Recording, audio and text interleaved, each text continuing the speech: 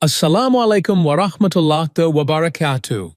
A genius nun once challenged her priest to a debate within the church. She discovered numerous errors in the Bible and became convinced that Jesus was only a prophet, not divine. In her frustration, she even burned the Bible, disillusioned with its deceptive errors. Today, we recount the gripping story of Sister Rihanna, whose search for truth ignited a fire that burned down old beliefs, shaking the very foundations of her faith. In the silence of the monastery, with only the sound of old bells ringing and the soft rustle of wind through stained glass windows, Sister Rihanna sat alone in the reading room. The yellow light illuminated her tired yet resolute face. In front of her lay a Bible, worn out by her constant reading. It had been memorized, marked, crossed out, and reread many times. But this was no ordinary nun.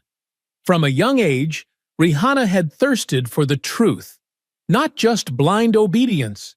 Rihanna had once fully believed. She loved Jesus deeply and became a nun because of that love. But in the quiet of long nights, when prayer became more than just rote recitation, a small voice inside her began to question. Not the voice of Satan, but the voice of logic. Why did God need to be crucified, she asked herself. Why must an all-powerful being die to forgive sins? And why did Jesus pray to God if he himself was God? Her questions grew. She wrote them down in her diary, focusing on the Trinity, original sin, and the contradictions in the Gospels, compiled long after Jesus' death. What troubled her most was that none of these questions were ever discussed openly in the monastery. They were considered mysteries, answered only by faith and without explanation. But Rihanna couldn't accept that. She wasn't losing her faith. She was struggling to preserve it. The more she dug, the more she felt herself stepping on fragile ground. Her inner voice grew stronger. She couldn't remain silent. After the service one afternoon, Rihanna approached Pastor Andreas, a respected priest in the church. With trembling hands but a calm face, she said, "I must speak, not to challenge, but because I don't want to lie to my own heart." Andreas looked at her deeply, then nodded. Little did he know that this would mark the beginning of the most sensational debate of his life. Rihanna had sparked a small fire within the monastery, a fire that would soon burn the old beliefs they had considered absolute. The room fell silent, with only the faint ticking of the old clock breaking the stillness. Rihanna stood tall, hiding her anxiety behind politeness, but from the look in her eyes, it was clear. She didn't come for a gentle answer. She came to challenge the foundation of her beliefs. Pastor Andreas, trying to maintain his dignity, asked slowly, "What do you wish to talk about, my child?" Rihanna took a deep breath. "I've been reading the Bible since I was a child, but lately, every time I read it, I get more confused. Why does Jesus, if he is God, need to pray to God?" Andreas was silent.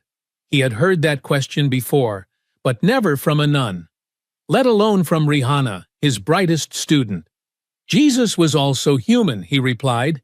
"He taught humility through servitude." But Rihanna interrupted, "A God should not need to pray. In Matthew 26, Jesus says, 'My Father, if it is possible, let this cup pass from me.' Isn't that human nature?" He was afraid. He didn't want to die. Andreas, gripping his robe, replied, "You can't just interpret verses like that. That's the mystery of faith." The Trinity is also a mystery, Rihanna responded. The Father, the Son, and the Holy Spirit are one God. But why did Jesus never say he was God? He said, "The Father is greater than I." Andreas's voice began to rise. "You're on a dangerous path, sister. Your questions are not from faith, but from doubt." Rihanna's voice trembled as she replied, "Is faith just silently accepting? I believe in Jesus, but I see him as a messenger, not as God." Pastor Andreas slapped the table hard. "Enough! You're mixing foreign thoughts with holy teachings. Have you been reading Islamic books behind this monastery?" Rihanna didn't flinch. "I read because I love Jesus and the Quran. I found him not as God, but as a noble prophet. In the Quran, Surah Maryam, Jesus says, 'Indeed, I am the servant of Allah. He gave me the book and made me a prophet.'" Andreas's face turned red. He had not expected Rihanna, a nun he once prided himself on, to stand before him, quoting from another book with such unwavering conviction. "You insult this church," he shouted. "You fight my cross with lies wrapped in sacredness." Rihanna answered softly, but her words cut deep. "If God is all-forgiving, why does he need his child's blood to atone for the sins of his creatures? That is not love. That is not logic. That is not the Almighty God." Andreas stared at her, speechless. For the first time, he couldn't respond. Emotions burned within him, but his mind found no argument that could answer Rihanna's question honestly. And there they stood, a priest beginning to waver, and a nun starting to light up. The first crack in the room of faith had appeared. News of their debate spread quickly throughout the monastery. Some sisters whispered as Rihanna passed by, some avoided her, while others nodded respectfully, silently amazed at her courage. But no one knew the full extent of what had transpired. What was clear, however, was that Rihanna was risking everything. 3 days later, the church council held an official forum to address her controversial views. The monastery hall was transformed into a spiritual courtroom. Pastor Andreas sat in the middle, flanked by 2 senior bishops. Rihanna was called forward to stand alone before the entire community. In a firm tone, Pastor Andreas began, "Today, we will hear and respond to the thoughts of Sister Rihanna, who has recently voiced views considered misleading." All eyes were on her as she stood still. She didn't come to apologize. She came to speak. "I don't want to mislead anyone," she said. "I just want to clarify. If God gave us reason, why are we prohibited from using it to examine our faith?" Andreas responded quickly. "Faith is not built on logic alone, but with full trust. The Trinity is a mystery that cannot be comprehended by human reason." Rihanna stepped forward. "Then why do we teach something that cannot be explained? If Jesus is the Son of God, then who is his mother? Does God have a wife?" Several nuns gasped, and Andreas, shaken, tried to calm the room. "You blaspheme by asking such things," he said. But Rihanna remained firm. "Jesus prayed. Jesus cried. Jesus was hungry. These are all human characteristics. In the Gospel of John, Jesus says, 'I go to my Father because the Father is greater than I.' How can God say there is something greater?" One of the bishops tried to intervene, claiming that symbolic language was not to be taken literally, but Rihanna replied, "If everything that cannot be explained is called symbolic, how can we distinguish between truth and human interpretation? Shouldn't God's word be clear?" The debate became heated, with several sisters crying from the pressure. But Rihanna remained calm, her voice becoming deeper with sincerity. "I read the Quran," she said. "I read about the prophet Jesus, son of Mary. He was born pure, and he spoke as a baby, but he never claimed to be God. In Surah Al-Maidah, verse 1 and 16, Allah asks Jesus, 'Did you say to mankind, make me and my mother 2 gods besides Allah?' Jesus replied, 'Glory be to you. It is not right for me to say what is not mine.'" Andreas, now visibly shaken, struggled to respond. "That's not our book," he muttered. But Rihanna interrupted. "It may not be your book, but it is a book that speaks of Jesus with respect, not falsely deifying him." The tension in the room was palpable. Rihanna's words resonated with honesty, while Andreas's arguments faltered. "If crucifixion was the atonement for sins," Rihanna continued, "why did God choose such a tragic and painful way? Isn't he all-forgiving? Does forgiveness have to be paid for with blood?" The bishops tried to explain, "Because sacrifice is the peak of love." But Rihanna responded with chilling clarity, "That's not love. That's injustice. A true father doesn't kill his child to forgive others." Andreas, unable to sit still, stood up and pointed at Rihanna. "Enough! You've been incited by external doctrine. You are no longer a sister. You are a blasphemer." Rihanna, her voice steady and calm, replied, "I'm not blaspheming God. I'm loving Him more honestly." And there, in the most sacred room, a moment of honesty had occurred. That day, Rihanna left the church, no longer bound by its walls, but free to seek the truth that had eluded her for so long. She walked alone toward a new path, with a heart full of certainty and peace. Outside the church, the sky began to clear, the storm of emotions passing as Rihanna walked away. She was no longer lost, for she had found the truth that had eluded her for so long. Her journey had just begun, and she knew that her heart was now aligned with the true faith. A few months after her conversion, Rihanna actively began attending Islamic classes at the mosque. She learned to read the Quran with tajweed, memorized short surahs, and wrote the interpretations in her diary. She no longer sought the truth outside herself because she was now growing it from within. Her name became known among the city's Muslim women, but Rihanna refused to appear in the media, rejecting any attempts to use her as a symbol. "Let this story live in people's hearts, not on the screen," she said. She knew that guidance didn't come because of drama, but because of sincerity and patience. One day, a young girl approached her after a religious study session. "I used to want to be a nun, but now I want to be a Muslim woman like you," the girl said softly. Rihanna smiled and hugged her tightly. The girl wasn't a follower, but a successor on the long journey toward the light. Rihanna's relationship with her family had been strained, but over time, her mother began to ask, "What do you feel now?" Rihanna answered calmly, "For the first time in my life, I feel like Allah heard me directly from my heart, without any intermediary." And in the silent nights when she prayed in long prostration, she always closed with one prayer that never changed. "O Allah, guide those who seek the truth as you once guided me from the cold monastery to your warm light."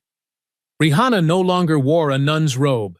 Now she wore the hijab gracefully. Her steps were steady, and her gaze was full of clarity. She had exchanged the luxury of title and status for the serenity of faith. She was no longer part of the church walls, but she had become part of the building of unshakable faith. Tawheed. Assalamu alaikum wa rahmatullahi wa barakatuh. Dear friends, sometimes guidance comes not from lengthy sermons or impassioned debates, but from the gentle, unfiltered curiosity of a child. In a small town nestled on the edge of Coltonville in Oregon, the early spring sky welcomes a new beginning for Yusuf, a bright-eyed 7-year-old from Indonesia. Holding his mother's hand tightly, Yusuf steps into the modest yard of a rented house. His father, Hassan, stands by the doorway with a relieved smile, his eyes alight with hope as he envisions a humble space where vegetables might one day grow, or where Yusuf might find endless moments of play. His mother's soft words reassure him that in this new land, with Allah's guidance, the family's faith will remain strong and their hearts peaceful. As Yusuf's first day at a new school unfolds, he walks through the bustling entrance with a mixture of nervousness and wonder. Dressed neatly in his uniform and carrying a lunchbox filled with his mother's homemade fried rice and small pieces of fried chicken, the familiar tastes of his hometown, Yusuf's gentle smile quickly attracts curious glances from other children. A kind blonde teacher greets him warmly, saying, "Hello, you must be Yusuf. Welcome." Even though he is not fluent in English, having learned only enough from his mother and cartoons, Yusuf nods affirmatively, his face lighting up as he realizes that friendship awaits. Almost immediately, a boy with cheerful brown hair approaches him and extends a hand. "Hi, I'm Daniel," he says with a genuine smile. "Come on, I'll show you around." Yusuf, his eyes sparkling with gratitude, accepts the handshake, and the two become fast friends. Daniel, who accompanies his father to church on weekends and is familiar with the local way of life, patiently introduces Yusuf to every corner of the school. In between lessons and playground adventures, they share simple moments, snacks passed back and forth, laughter over differences in food and customs. When Yusuf asks with innocent curiosity why Daniel refuses to eat chicken with curry seasoning, Daniel laughs and shrugs, replying, "Maybe because it smells a bit strange." Yusuf giggles, replying, "But in Indonesia, that's the most delicious food." Their playful banter cements the beginning of a friendship that is destined to challenge long-held beliefs. During recess, as the gentle afternoon sun casts warm hues over the schoolyard, Yusuf and Daniel find a quiet spot beneath a large tree by a small pond. While the laughter of other children fills the air, the two boys share apples given by Daniel's mother. As Yusuf gazes at the clear, glass-like surface of the pond, he remarks, "It looks so perfect, but if you throw a stone, the picture will break, won't it?" Daniel nods in agreement, and for a moment, the world seems still and contemplative. Yet even in this calm, Yusuf's observant eyes catch sight of something that sparks a deeper question. Hanging from Daniel's neck is a small wooden cross that gently sways in the breeze. With genuine interest, Yusuf asks, "Daniel, what is that you wear?" Daniel, with a note of pride, explains, "This is my cross. It reminds me of Jesus. He died for us, so we can have hope." The simplicity of the explanation, however, gives rise to further inquiry. Yusuf's clear eyes fill with confusion as he inquires softly, "So, you believe Jesus is God then? Is he the same God we talk about?"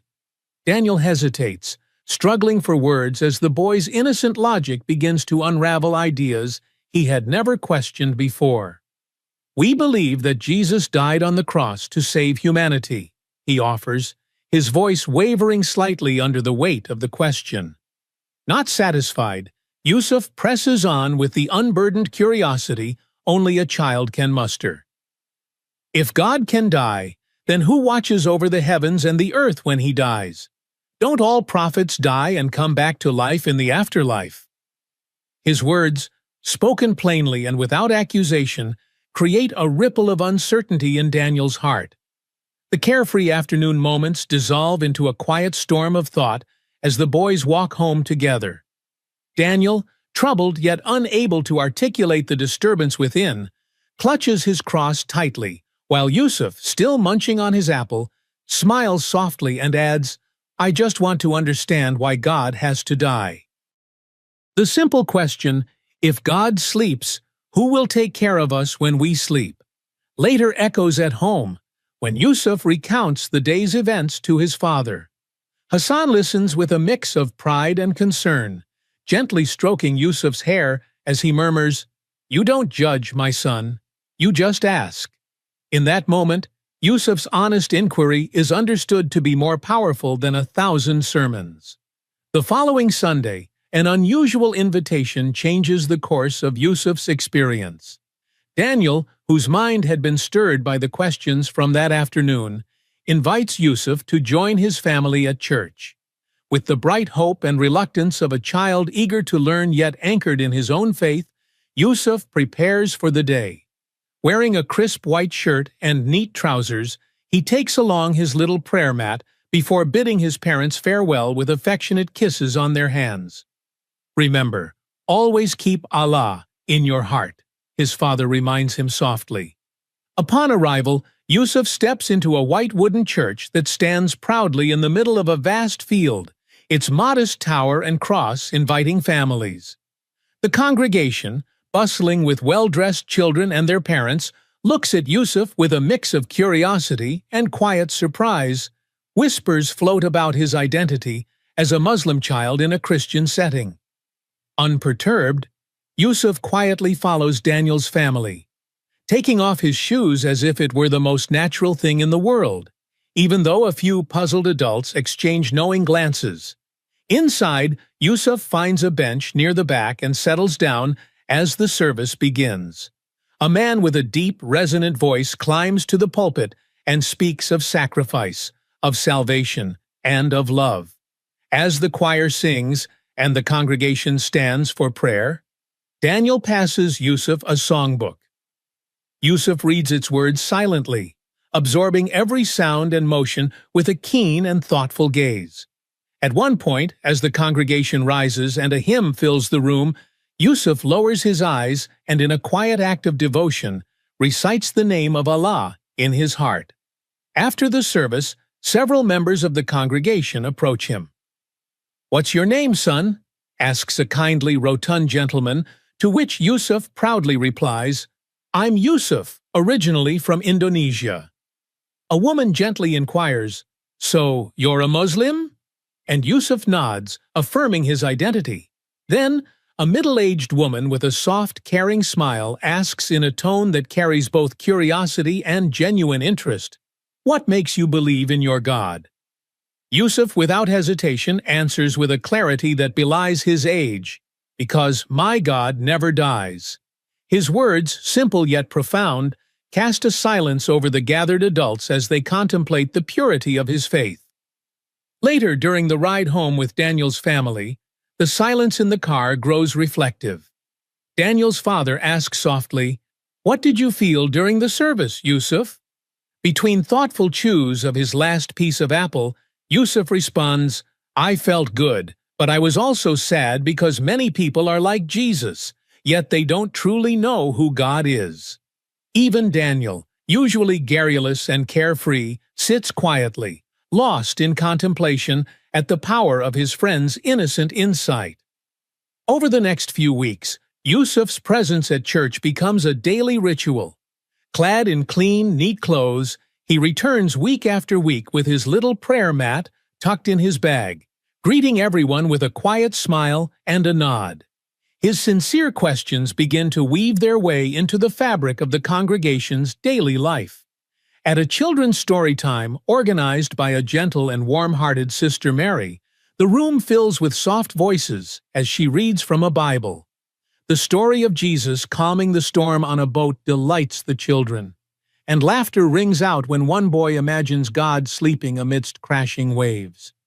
Yet before the playful mood can settle back into light-hearted chatter, another child, Joseph, confidently asks, "If God can sleep all the time, then who guards the world?" The room falls silent, the weight of the question pressing upon the adults. Sister Mary, maintaining her gentle smile, explains, "That's because Jesus, while in human form, sometimes feels tired like we do. But remember, God is not like us." Yusuf, with calm conviction, contradicts her in his soft, clear voice. "But in the Quran, we are taught that Allah never sleeps. If He sleeps, then who will protect everything when He dreams?" The room grows even quieter as Yusuf's words, so simple yet piercing, unsettle established understandings. The adults exchange glances, some amused, some troubled, others introspective, as Yusuf's sincere quest for truth sows the seed of change within their hearts. Later that evening, in a small circle gathered in the back room of the church, conversations begin to stir around Yusuf's questions. Daniel's father, along with other members like Mr. Clay and Mrs. Laura, softly debate the mysteries of faith. "You know," Daniel's father remarks kindly, "Yusuf, you are a clever boy. Last week you asked about whether God sleeps, and today you ask why we worship a Trinity when God is one. What do you think?" Yusuf, his eyes reflecting both wonder and wisdom, replies quietly, "If one apple is divided into 3 pieces, then it isn't one apple anymore. How can one God be 3? The adults, caught between traditional teachings and the irresistible logic of a child, find their certainty slowly dissolving. Mr. Clay admits, "Sometimes I am confused too. Why complicate God when He is so perfect?" Mrs. Laura adds hesitantly, "Perhaps Yusuf is like a small mirror, reflecting our own doubts and urging us to think deeper." Their voices blend into a quiet debate that transcends dogma, reaching instead toward heartfelt reflection. That night, while the town of Coltonville settles into a soft, rain-kissed silence, Father Gregory sits alone in his study within a white wooden house adjacent to the church. The open Bible in front of him goes unread as his eyes fixate on a small wooden cross hanging on the wall. It has been a week since Yusuf's questions first disturbed the peace of the congregation, and now even the faithful mentor finds his own beliefs trembling. In a moment of desperate search for truth, he reaches for a green-covered translation of the Quran he had long hidden away. Its pages, marked with a highlighted verse declaring, "There is no God but He, the ever-living, who never sleeps," seem to answer Yusuf's inquiry more fully than any sermon he has ever given. As rain taps steadily against the window, Father Gregory prays, not for the strength to continue his familiar teachings, but for true understanding and guidance. The next morning, Father Gregory arrives at the church early, taking a seat in the front row as the sun's first rays break through the quiet interior. The building, usually filled with the familiar recitations of Scripture, is now haunted by a sense of anticipation and change. Soft footsteps approach, and Yusuf enters carrying a small box of his mother's homemade cookies, a simple offering that speaks volumes of his generous spirit. With a gentle smile, Yusuf says, "Good morning, Father Gregory." Despite the weight in his heart, the priest manages a tender smile and invites Yusuf to sit beside him. In a hushed tone, Father Gregory confesses, "You know, Yusuf, your questions have made many of us truly think. I see your sincerity and your desire to understand. Tell me, why do you believe in your God so firmly?" Yusuf's eyes light up with the clarity of a child who has never been afraid to question. "At home, my father tells me that if God is perfect, He does not need to sleep, eat, or even have children. I can't imagine a weak God. If He sleeps, who will take care of me when I sleep?" The simplicity and profundity of Yusuf's words strike Father Gregory deeply, leaving him momentarily speechless and moved beyond measure. In the days that follow, Yusuf's quiet influence begins to ripple through the entire community. While Yusuf continues to play on his porch with colorful Lego pieces, his humble home fills with an undercurrent of transformation. One afternoon, as he is immersed in play, Sister Mary appears with a broad smile, greeting him warmly. "Good afternoon, Yusuf. Would you like to play for a while?" Yusuf responds cheerfully, "Good afternoon, Sister Mary." Nearby, Mrs. Anna, a more reserved member of the congregation, asks with genuine concern, "Is your father home?" prompting Yusuf to run inside.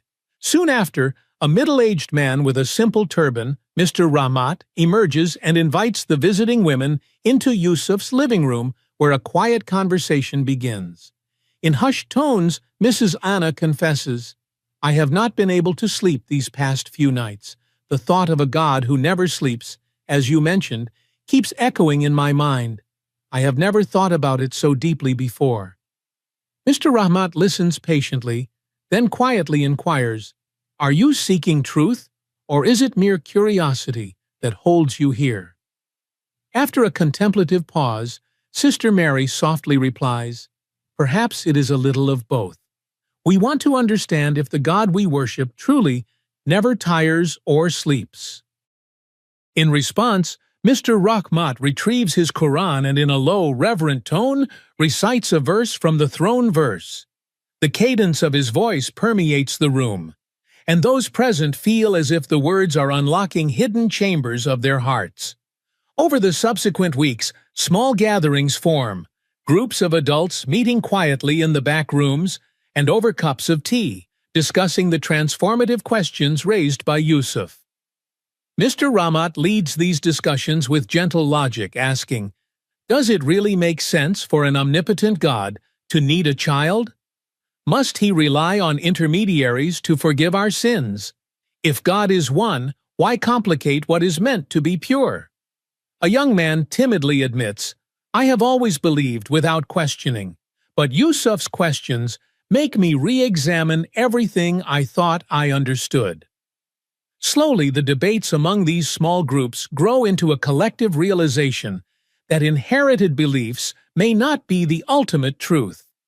Yusuf's simple insistence that my God never dies echoes in every conversation, stirring a quiet revolution of the heart. One crisp afternoon, as the church stands bathed in the soft light of a new day, the congregation gathers once again. In the midst of murmurs and quiet contemplation, Pastor Mark steps forward.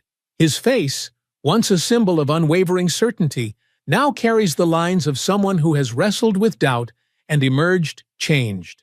In a voice that quivers with both vulnerability and conviction, he speaks.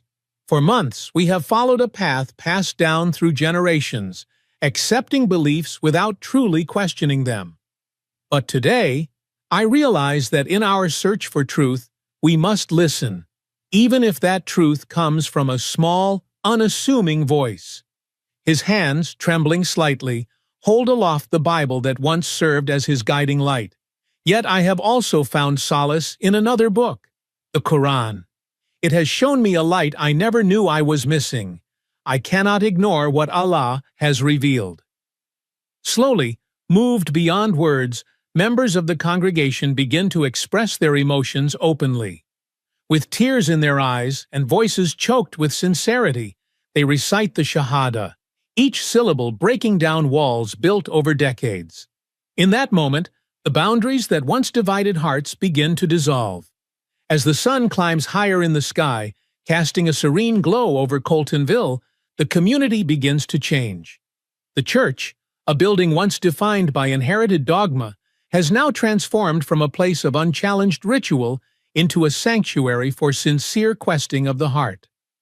Outside, in the blue expanse of a bright day, Mr. Rahmat gently squeezes Yusuf's hand, whispering, "Yes, my son, because of you we have returned to the true house of God." Mrs. Anna, her eyes glistening with gratitude, kneels and hugs Yusuf tightly, murmuring, "Thank you, Yusuf. You have shown us the way to love the true God."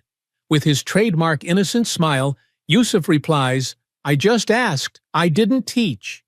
In that quiet moment, as laughter mingles with the soft rustle of wind and the hopeful chatter of a community reborn in faith, it becomes clear that guidance sometimes appears in the simplest of forms. The power of an honest, unassuming question from a child has transformed lives, opening hearts to a deeper understanding of what it means to love and to seek truth. In the gentle interplay of faith and inquiry, a new chapter is written, a chapter where certainty yields to contemplation, and where the quest for truth binds people together in unexpected unity. May this story be a gentle reminder that true guidance is not always loud or authoritative. It often arrives quietly, carried on the wings of a child's innocent curiosity, and has the power to change the world, silently, gently, and with profound love. Gloria had grown up in a world of bells and hymns, where her white habit symbolized devotion, and her life was structured by the rhythms of convent life. She was a nun devoted to what she believed was sacred truth, and for many years she served in a small community church, located in a peaceful countryside. Her days began with morning prayers in the chapel, continued with charitable tasks, and ended with an evening litany under the stained glass windows. She appreciated the calm, methodical routines that anchored her existence, and the people around her, fellow nuns and the congregation, saw her as a dignified figure who presented unwavering commitment. Yet within her heart, a seed of frustration began to take root whenever she heard mention of Islam. She had formed ideas early on that Islam stood against everything she valued. Over time, her mild distaste hardened into hatred, fueled by rhetoric she absorbed from certain sources. She never personally investigated Islam's scriptures or recognized the nuance of its teachings. Instead, she routinely dismissed it all as contradictory to her version of truth. This prejudice intensified once she began hearing rumors that some people in other villages had embraced Islam or spoken warmly of the Quran. She found this deeply troubling, as though it threatened the stability of the faith she cherished. One day, Gloria stepped into the church's modest meeting hall, where over 100 church members sat in expectation. The air felt thick with anticipation. Announcements had circulated that she intended to deliver a powerful statement, an exposé, as she called it, regarding the errors and hazards of Islam. Though it was unusual for a single nun to take the pulpit, she had insisted that her knowledge and zeal would benefit them all, exposing what she believed was a dire threat. Many expected a fiery message, but few predicted the scope of the display she had in mind. Inside her robes, she carried an Arabic Quran, a copy she had obtained from a traveling bookseller. She had never read it with an open mind. Rather, she sought to brandish it as an artifact symbolizing what she perceived as falsehood. When she ascended the small wooden pulpit, her black shoes clacking on the steps, there was a ripple of uneasy murmurs through the congregation. This was not customary. The hush deepened as she stood before them, her expression resolute, almost fierce. Raising the Quran aloft, she declared that she would expose everything about Islam she considered twisted. Some members craned their necks, curious or worried, but no one intervened. She began by proclaiming that the teachings in the Quran contradicted the essence of salvation, that it sowed confusion in the world, and that those who followed it were either misguided or threatened all that was holy.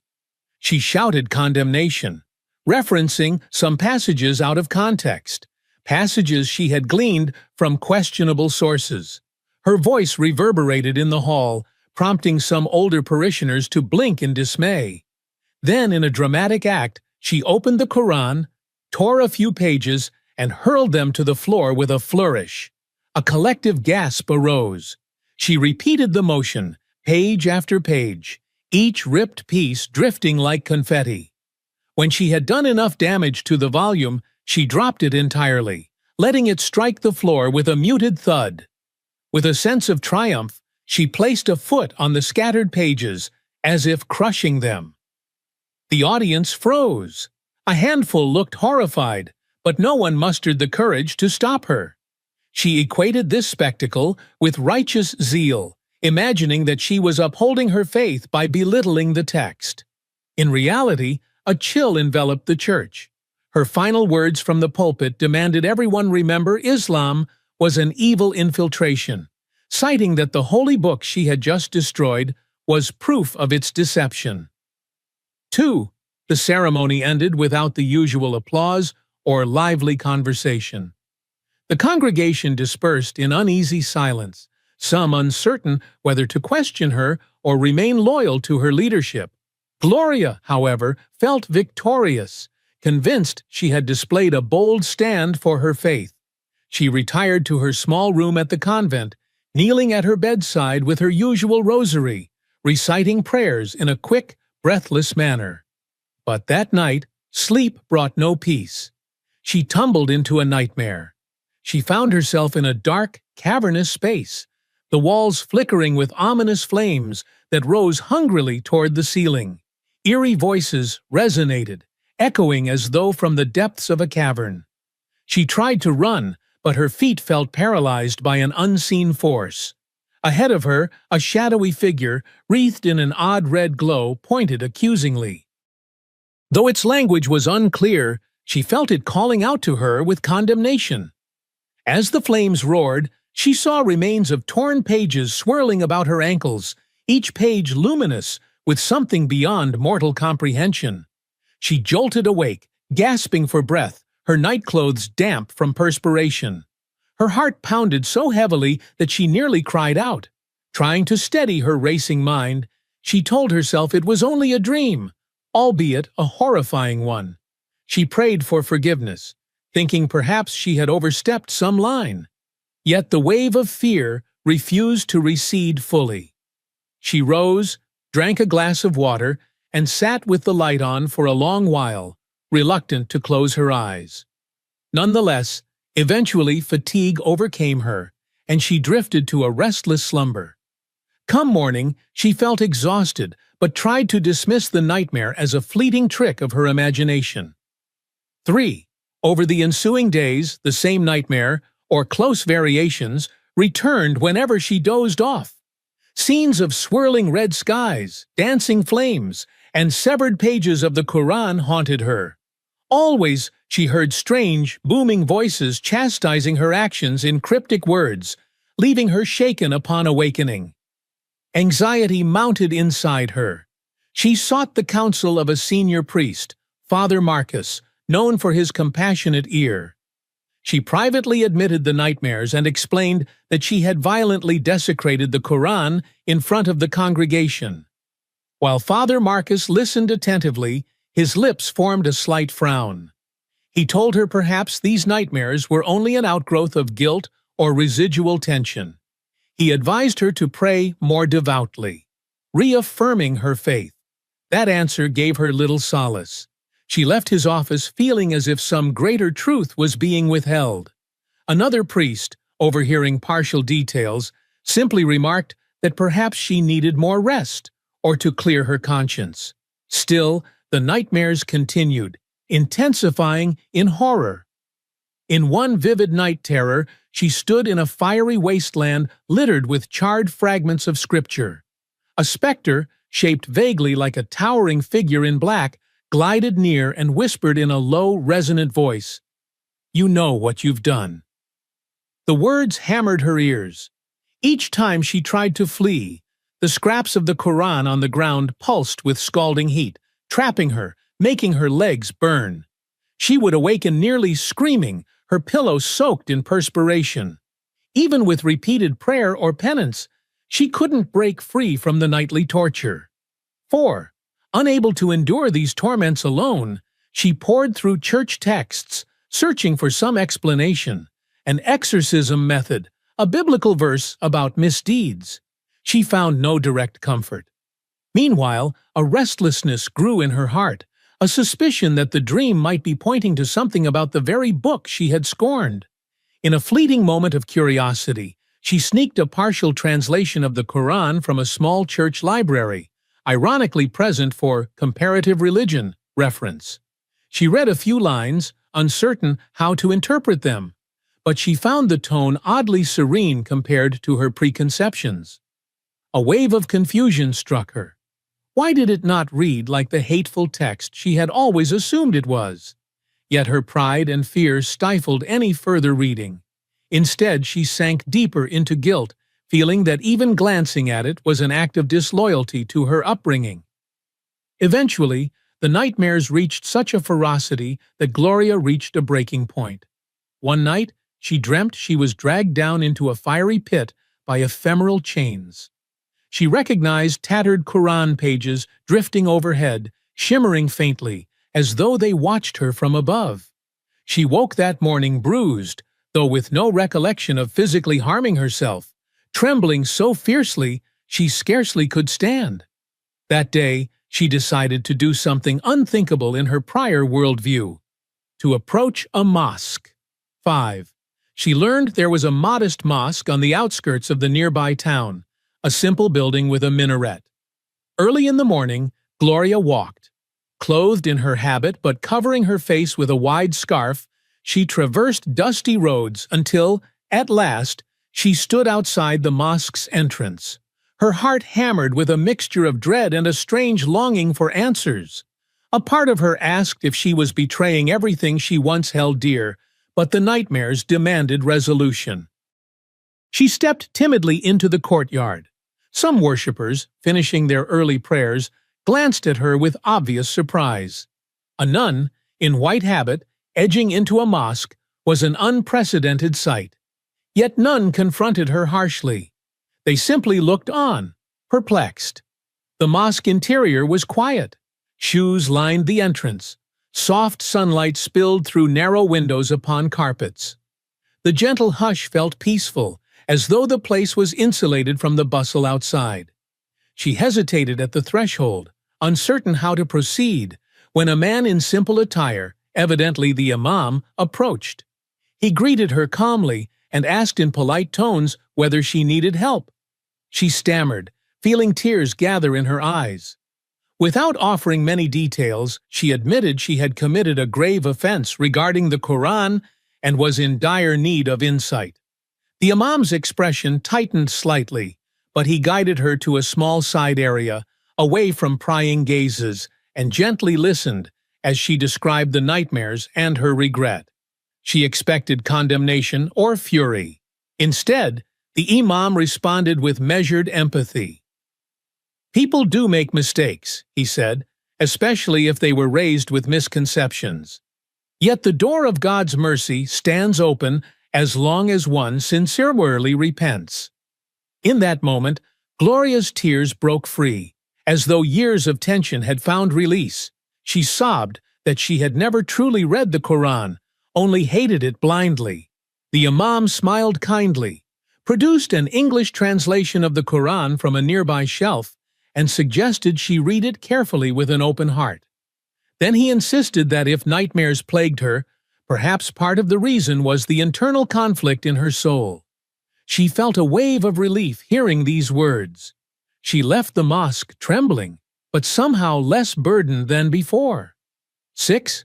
That evening, she sat in her narrow convent room, the English translation resting on her lap. She battled fear, guilt, and curiosity. Summoning her nerve, she opened it to the first chapter, Surah Al-Fatiha. She read, "In the name of God, the most gracious, the most merciful." The language resonated with a simplicity and beauty that disarmed her.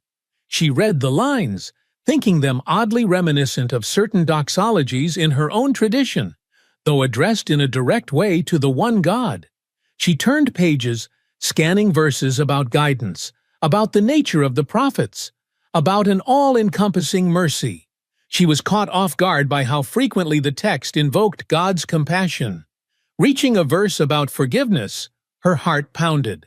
She discovered that Islam's concept of sin and redemption was more nuanced than she had believed. She saw references to Jesus, Isa, as an honored prophet, to Mary, Maryam, praised for piety. It contradicted her earlier assumption that the Quran belittled her entire faith tradition. The Quran, she realized, recognized Mary as a woman of great virtue. Something shifted within her. The nightmares did not appear that night. Instead, she dreamed of a calm plain, an evening sky above, with faint starlight. She woke feeling less tormented, though thoroughly shaken by these revelations. Over the next few days, she returned to the mosque, seeking further explanation.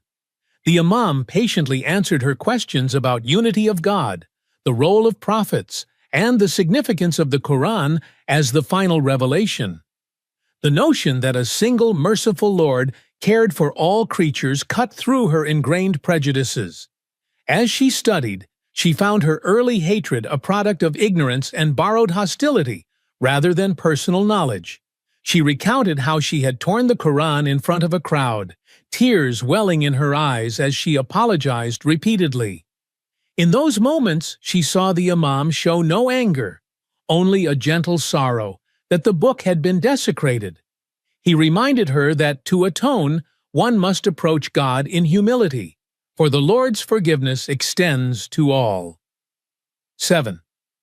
The impetus built in her mind.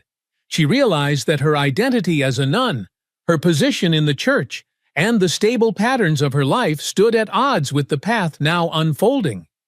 If she followed where the Quran seemed to lead, she would be stepping away from the only life she had known. She considered how the other nuns would react, or whether the bishop or priests might call her a traitor. Yet the more she read the Quran, the more these worldly concerns receded. She encountered passages describing the unity of believers, acknowledging earlier revelations while clarifying certain confusions. She read about the Day of Judgment and felt anew the impetus to correct her misguided actions. Each time she closed the book, a sense of tranquility replaced her prior nightmares. She might dream of radiant light or of walking through a green landscape rather than a pit of flames. Eventually, after many nights of reflection, the day came when she confided in the Imam that she wanted to embrace Islam wholly. She explained her fears that her church community would shun her, that she would lose social standing and possibly her place to live. But her conscience felt resolute. The Imam, seeing the determination in her eyes, assured her that converting to Islam was a personal covenant with God, one that transcended worldly considerations. On a breezy morning, hidden under a simple cloak, she went to the mosque at a quieter time. A few worshippers and the Imam gathered as witnesses.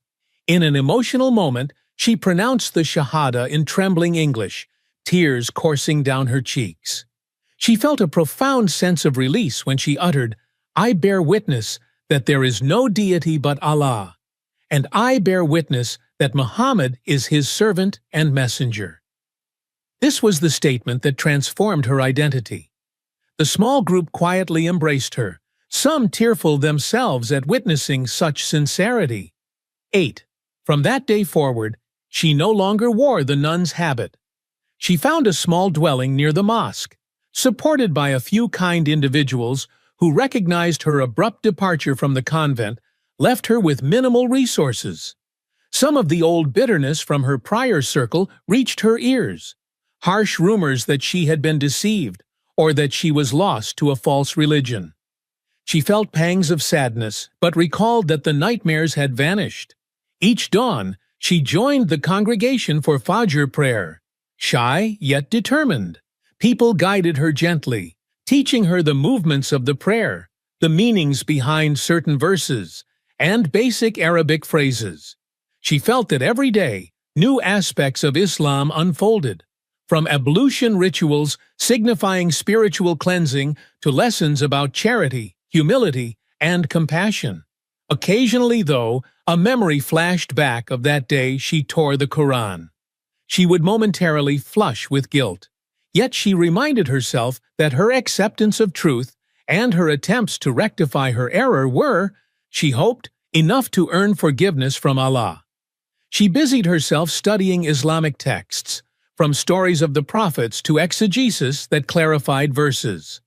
The earlier nightmares had given way to calmer visions, sometimes a dream in which she recited a short Quranic surah with confidence. She recognized that this was a new path requiring consistent devotion. She discovered joy in living a simpler existence, unburdened by the weight of her old prejudices. 9. Word of her conversion spread. Some nuns from her former church tried to contact her, intending to persuade her that she had wandered astray. "The new me," she told them, "is not a betrayal, but an arrival at deeper truth." They insisted she was misguided. The debate never turned hateful on her side, though some of them grew quite upset. She prayed for them, recalling how ignorance can fuel anger. She realized that once she too had been on the other side. Meanwhile, Father Marcus quietly arranged a meeting with her in a neutral place, hoping to understand her decision. She kindly explained how studying the Quran parted the veil of misunderstanding, how her nightmares vanished once she sought knowledge directly, and how the inclusive mercy described in the Quran answered questions that had long troubled her. While Father Marcus did not share her convictions, he heard the sincerity in her voice.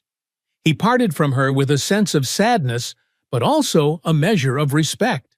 She recognized that her circle of close friends had changed. The local Muslim community extended warmth, although some remained cautious, remembering how she had once acted violently toward the book. Over time, her consistency and humility won them over. She joined a circle of sisters who taught her how to recite the Quran properly in Arabic. She found the recitation mesmerizing, feeling the verses resonating deep in her soul. The sense that she had once ripped these pages haunted her, but also propelled her to read with great reverence. On occasion, she wept openly as she read about forgiveness, about how ignorance can be replaced by knowledge if one is sincere. One day, standing quietly in a corner of the mosque, she watched as new lines of worshippers formed for prayer. She realized this was her life now, an unfolding tapestry of Islamic devotion. She recalled the ominous dreams of fire and condemnation. By God's grace, she had awakened from them, stepping onto a path of peace. In reflecting on all that had transpired, the fiery nightmares, the wrenching guilt, the surprising comfort she discovered in Islam. She could only attribute it to a kind of divine call. She concluded that sometimes the harshness of a dream can be a warning that triggers transformation. She had torn the Quran in prideful ignorance, yet ironically, the Quran ended up being the very light that removed her darkness. She marveled at how swiftly her entire worldview shifted, from condemnation of Islam to a state of grateful acceptance. At last, she adopted a new name for her identity as a Muslim, though keeping a portion of her previous name as a reminder of her past. She told the Imam she wanted to do something to rectify her original action. With his guidance, she arranged for new copies of the Quran to be donated to those who otherwise couldn't afford them, as an act of reparation. She found solace in imagining that if once she had destroyed a copy, now she was enabling many to read it with open hearts. That, she believed, was how her story had come full circle. If asked by her old acquaintances what the impetus was, she would reply that, ironically, her darkest deed had opened the door to a deeper understanding. No soul is beyond redemption if it humbly returns to the Creator. And so her days continued, reading the Quran that once stirred her nightmares, now stirring peace and guiding every step of her renewed life.